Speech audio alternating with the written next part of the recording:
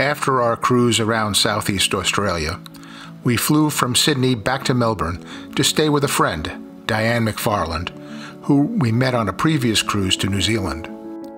Because of a bushfire, we took a detour on our way back to her home in Geelong to visit the South Melbourne market.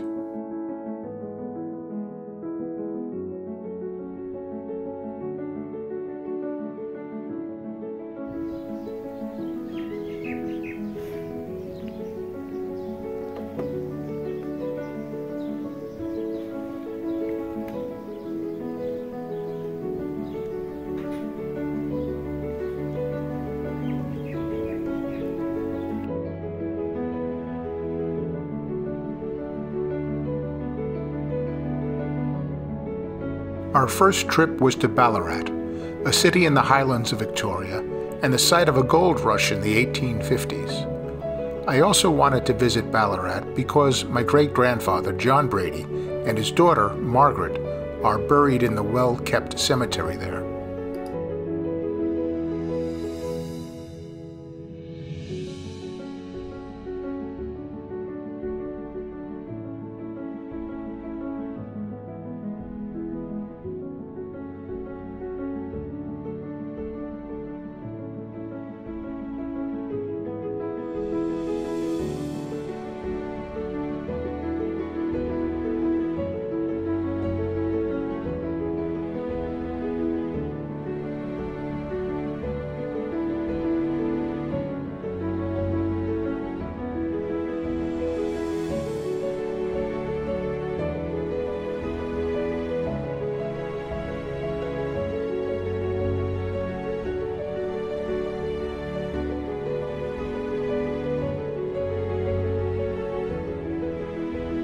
It looks like there may still be a few Bradys in Ballarat and the surrounding countryside.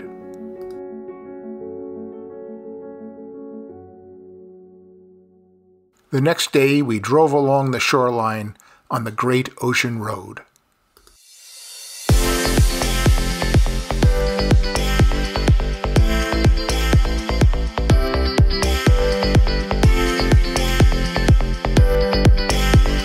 Diane and her late husband David owned and operated this caravan park in Torquay.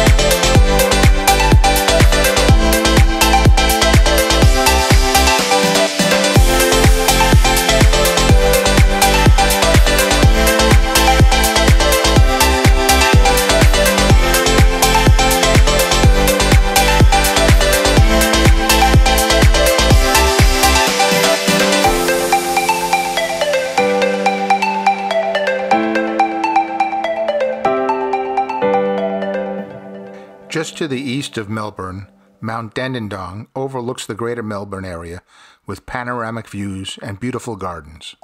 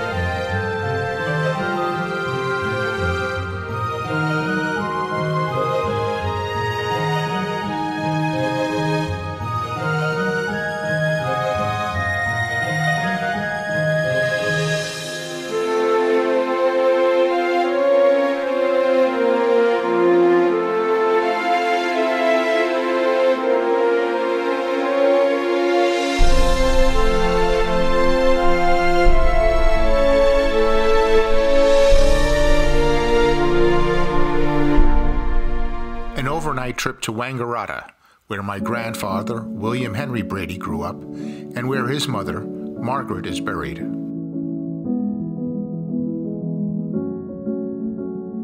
The house on Templeton Street, where he grew up, is now a car lot. Across the street is a beautiful park, which was a cattle yard back in the day. At the Wangaratta Cemetery, we found the grave of my great-grandmother, Margaret Fogarty Brady, with the help of Sean, who works there, and was a wealth of information.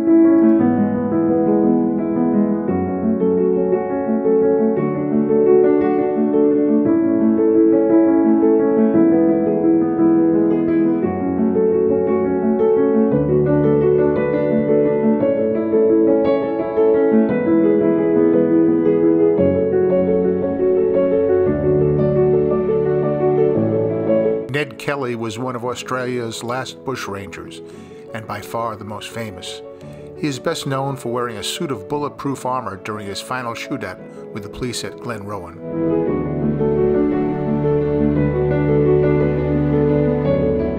Our last day in Australia was spent visiting Geelong and the Bellarine Peninsula.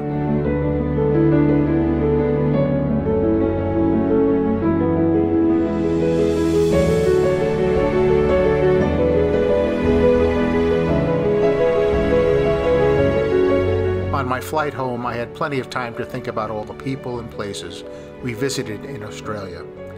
It was at the same time both exotic and familiar. We had time to travel around only a small part of Australia, and, like my own country, it is a vast land with breathtaking beauty and a generous people.